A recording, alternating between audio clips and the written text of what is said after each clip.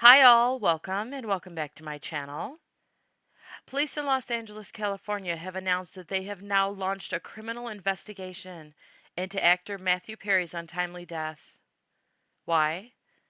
Because they want to find out how such a high dose of ketamine got into his system, which the medical examiner says contributed to his death, and how he got access to it. As you more than likely already know, beloved actor Matthew Perry, who is best known for his comedy in the wildly popular show Friends, passed away suddenly at the age of 54 on October 28th of 2023 at his home in California. The medical examiner's report said that there was a high dose of ketamine found in his system, in the range of a dose used for general anesthesia during surgery. That, along with other medical issues and drowning, all contributed to his untimely death. According to the LA Times, the LAPD said that the initial report stated that trace amounts of ketamine were found in Perry's stomach, but a high dose was found in his blood, which may be undoing the original report by police that there was no foul play suspected. Because the medical examiner's report also stated that Perry had been undergoing ketamine infusion therapy prior to his passing, but his last known infusion took place a week and a half prior to. So the medical examiner stated that that infusion wouldn't have still been in his system, because it typically disappears from the body within 3 to 4 hours. And it was reported that Perry was reducing his infusions, so he was trying to wean off of them altogether. So they want to know how and where he obtained more of the substance. Alvin, a criminal investigation is underway tonight into the death of Friends star Matthew Perry. The investigators focusing on the amount of ketamine found in the actor's body, and they want to know where it came from.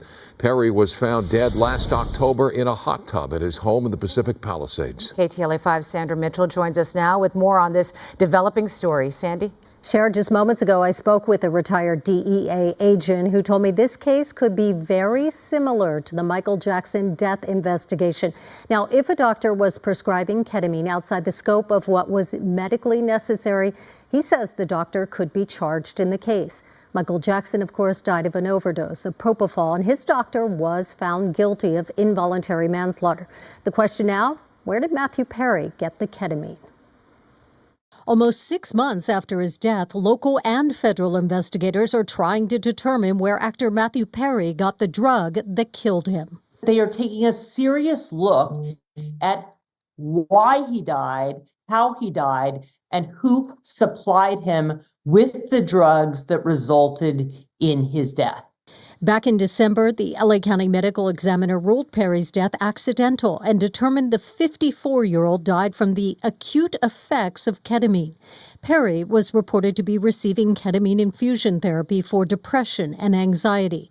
But the autopsy revealed the ketamine in his system at death could not be from that therapy. So now the DEA is leading the investigation, assisted by the LAPD and the U.S. Postal Inspection Service. KTLA legal analyst Allison Treasel. Appears to indicate that perhaps the theory here is that someone mailed these drugs to Matthew Perry using the Postal Service, and therefore the federal government would be involved. Because I went to an all-boys high school and God is making up for it? Perry, best known for playing Chandler Bing on the hit show Friends, was found dead in his hot tub in Pacific Palisades in late October. Anybody know a good tailor? Here in California, prosecutors have charged fentanyl dealers with murder, and Treasel says any new state laws could have an impact on this case. The legislature has been working on laws to actually charge individuals that supply a lethal dose of drugs with murder, second-degree murder, but that's been cases related to fentanyl as opposed to ketamine. So when I talked with Allison Treasel this afternoon, she also told me the charges at a federal level could be even more severe, more prison time. We're going to have the very latest on my conversation with that DEA agent and his thoughts on the case coming up on the KTLA 5 News at 10. 6 months after Matthew Perry's death shocked the world, police are now launching a criminal investigation into just how he died. In just the last few hours, the Los Angeles Police Department announced it's working with the DEA to figure out where Matthew Perry got the ketamine that killed him and who gave it to him. You'll remember the actor, best known as Chandler Bing on Friends, was found dead in a hot tub last October. According to his autopsy, he died from acute effects of ketamine. But it also listed drowning and coronary artery disease as factors. Perry was undergoing ketamine infusion therapy at the time of his death. It's usually used to treat mental health issues. But his toxicology report revealed that his last known treatment was a week and a half before he died. And the ketamine in his system could not have been from that infusion therapy, since ketamine's half-life is about 3 to 4 hours or less. The report added, quote, at the high levels of ketamine found in his post-mortem blood specimens, the main lethal effects would have been both cardiovascular overstimulation and respiratory depression. Perry was very candid about his drug addiction. I spoke with him about his battle with it on his book tour, one of his last known interviews he did before he died, in which he recounted some of his darkest hours. You've been to 14 rehabs. You've been to 65 detoxes, and you've spent, according to what you wrote in your book, $9 million on your recovery. Talk about how both those things can be true. A lot of people have said to me, if hard work and muscling it in would get you sober, you would have been sober 20 years ago. Because I tried and I tried and I tried and I tried. But it's ultimately some kind of spiritual connection that you need to have some kind of faith. Joining me now is Dr. Jeffrey Swisher, the chair of the Department of Anesthesiology at California Pacific Medical Center, and Michael Brown, a former senior DEA special agent. Great to have you both here. Michael, why did the DEA and the police wait 6 months to launch this investigation? Well, I suspect that the investigation started much earlier. I think they're just at a point now where they have developed some credible evidence that will allow the investigation to move forward. Ketamine is a class 2 drug. How common is it on the street, Michael? Well, it's extremely common. You can go online right now and probably coordinate the purchase within 5 minutes through so many of the online medical applications, as well as order it directly from China, the EU, and many other locations. Dr. Swisher, ketamine is the ketamine that you buy on the street different from the ketamine that Matthew Perry was getting from his doctor? No, likely not. But let me correct one thing. Ketamine is a class 3 drug, not a class 2 drug. Okay. Fentanyl is a class 2 drug.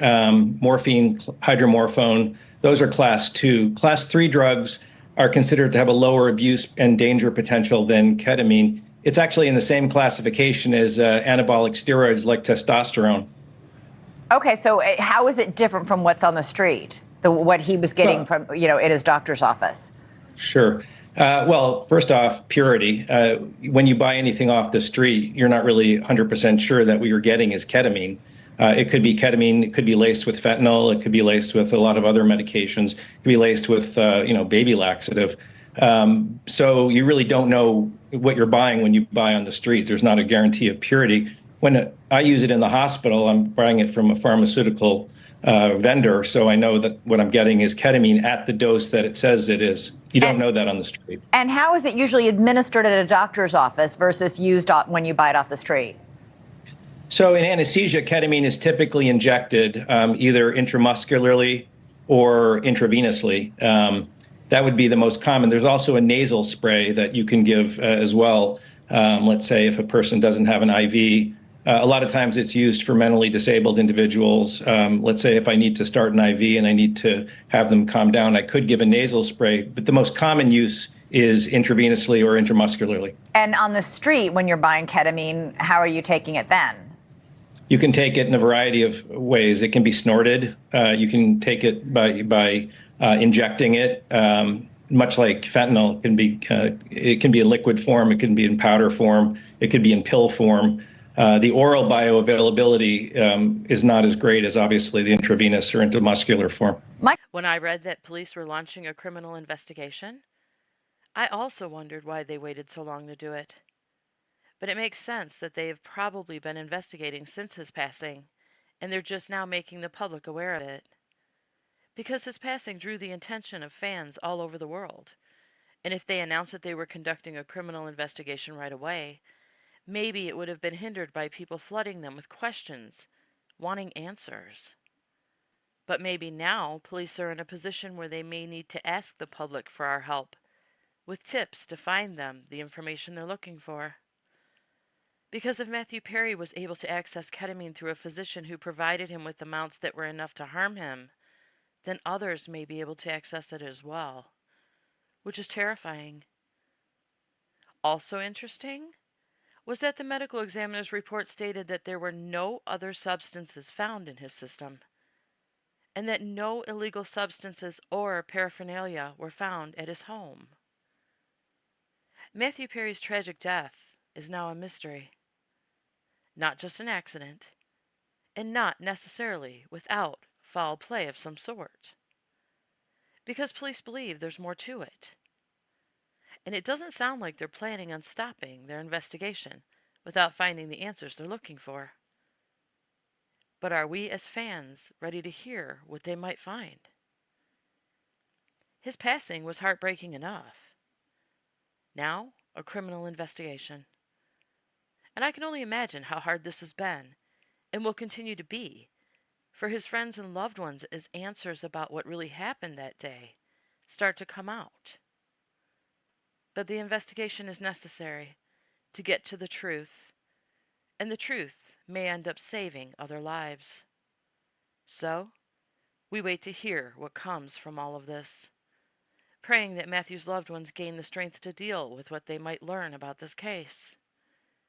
They've already been through so much, and now, as they try to heal, the story continues. I hope they somehow are able to find peace through all of it. Thank you so very much for watching. Stay safe out there, and I'll see you on my next video.